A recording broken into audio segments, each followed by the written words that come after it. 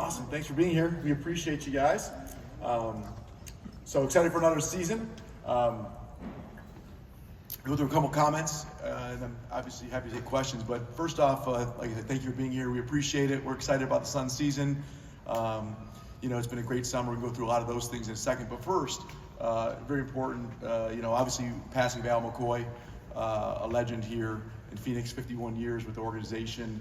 I got a chance to know him a little bit and spend some time with him. Just a great person, great representation of our organization. And so obviously he'll be missed. We are going to have a band on our jerseys this year with say Al on it. So that will be out and to commemorate, his legacy a little bit, so we can always remember him and think about him for the whole season. So so you guys will be aware of that. Sad we couldn't bring him a championship while he was live, but I know hopefully we'll get one with him on our jersey, and I know he'll be watching from above. So he'll be missed, and his family is obviously still part of our family here. So that's the first thing I wanted to address. Second, the summer was great. I'm gonna talk about the Suns in a second, but the Mercury summer was great too. The Phoenix Mercury, obviously WNBA All-Star game was great. We had 3 gold medalists with the Mercury. We more than doubled our win total, went up to 19 wins, played in the playoffs. Now we're getting ready for the next season. So we're really proud of the summer with the Mercury. And then with the Suns, I thought it was an amazing summer. So, last time I talked to you guys after the season, obviously we were all disappointed with how the season ended. I think we had an amazing summer.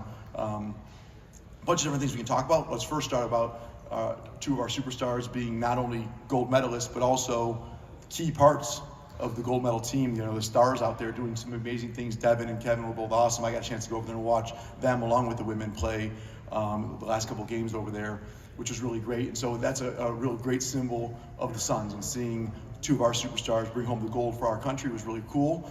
Really a special moment for all of us. So having 5 Olympians here in Phoenix was really special. So that was great, seeing those guys do great things. Obviously, on top of that, Coach Bud. So we got a great coach. We feel great about Coach Bud. He's been amazing. I know he did a press conference already. You guys been part and heard him talk, but he's been, we have really high expectations for him and what he's going to accomplish here.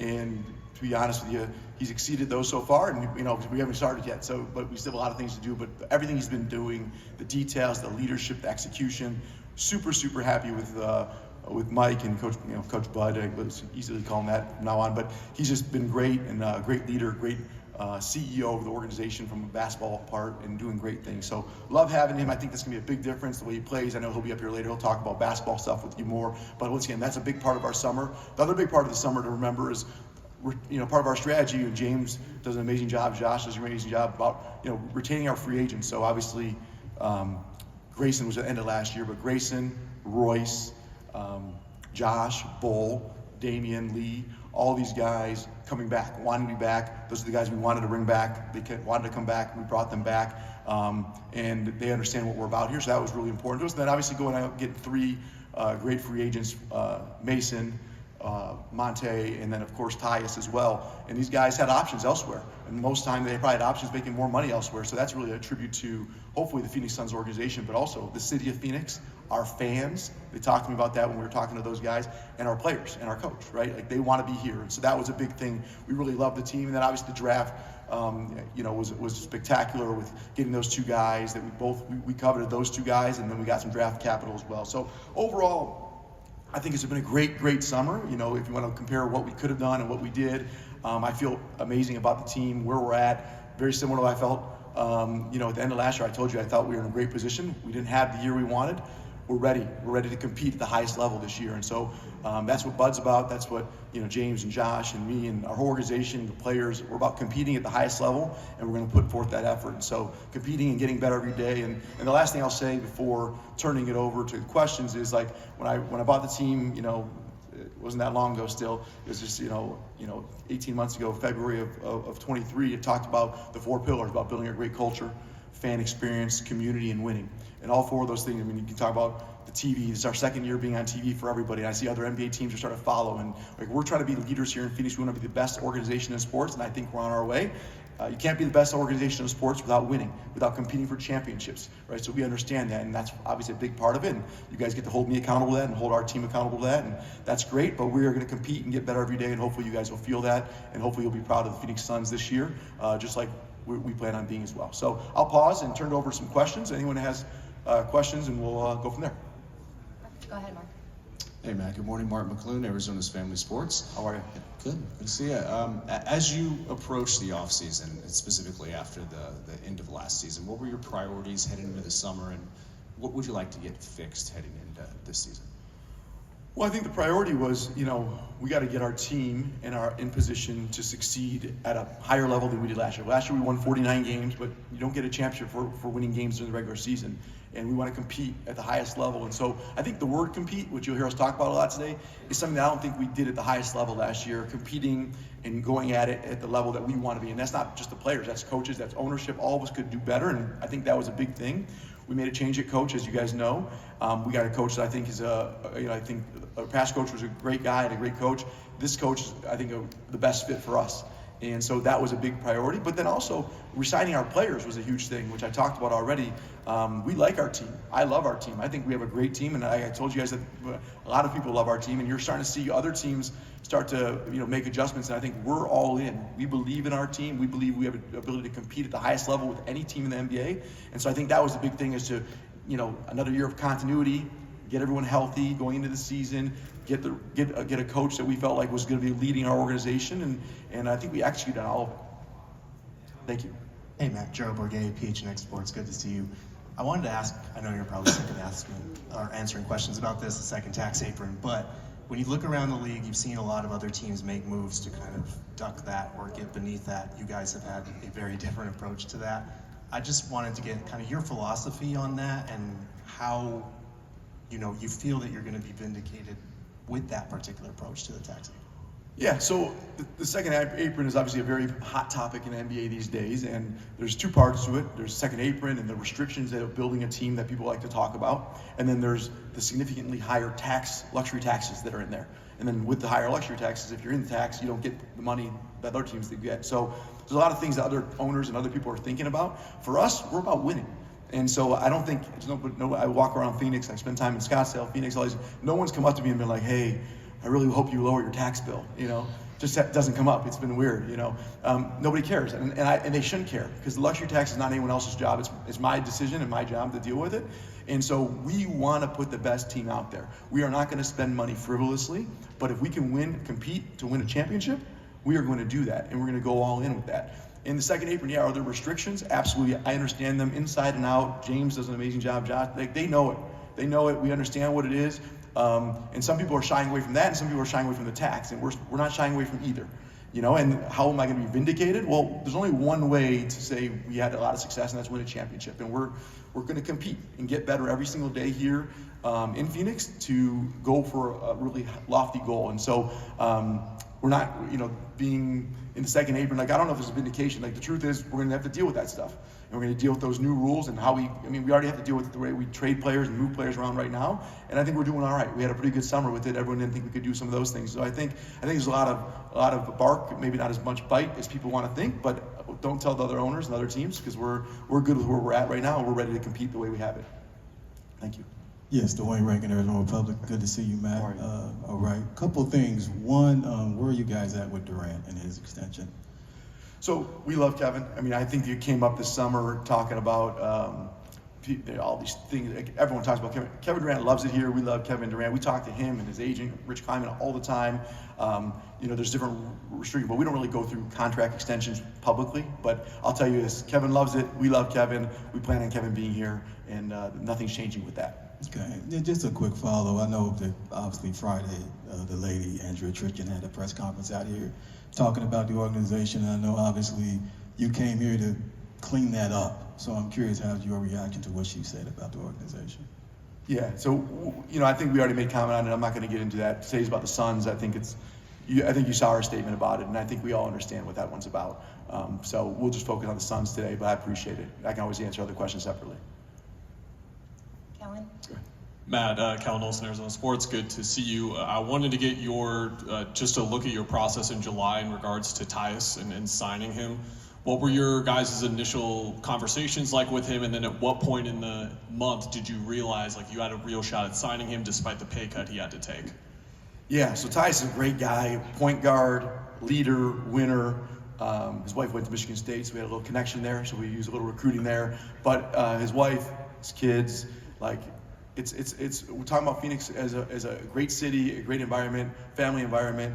You know, I understand it's gonna be really tough for someone to take less money to come play for an organization, but an opportunity. He got a chance to talk to Coach Bud. He talked to Kevin and Devin and Brad and like not only Grayson and all these guys. He knew Grayson from college, obviously. Like all these guys know what we're about here, and they were able to communicate that. So I think it was a team effort in recruiting him. Josh, James, Bud, hopefully myself, hopefully I didn't mess it up. Like we all did together to make it great. And the truth is, I think it's gonna be a great opportunity for Tyus to not only lead, but be a starter, compete for a championship. And yes, he took less money, but you know what? Money is just a number right there until, you know, how happy are you? How happy is your family? There's a lot of pieces to it. And it also puts him in an opportunity. He's still a free agent after this year, which we'll have to start that recruiting process again, you know, after this year or during the year to try to get him to stay. But the truth is, like, we want what's best for our players. And if he ends up leaving after this year, after we compete at the highest level, we understand that. But recruiting him was a big part of it. When did we think we were going to get him? Like, we didn't think we had a chance, to be honest with you, at the beginning. And so, but spending time with it, that didn't mean we didn't make the calls, didn't mean we didn't spend the time, but you know, you have a 1% chance of something that grows to 5, 10, 20, 30, and all of a sudden you're like, we might be in the game here. And but I'm so impressed with Tyus Jones, the time I got to spend with him and his family. He's a winner, and he won a championship at Duke. He's the kind of guy we want here and we need here, and I think he's the best all-time assist-to-turnover ratio in the history of the NBA, which is phenomenal. I think Monte Morris is like second. So we got some good point guards who will handle the ball and do some great things with Coach Bud. So we're really excited about Tyus. Thank you. Matt, Richard Sines, Fox 10. Good to see you. How are you? Good. You know, kind of a two-parter here. I want to piggyback off to what you were talking about with Tyus. It's obvious, you know, he took less money to come here, and that says a lot about the culture you guys have developed here. But what does that say about him as a person, where winning is first for him? And what was it like to see Kevin Durant and Devin Booker win the gold medal and play with that level of passion and want to win?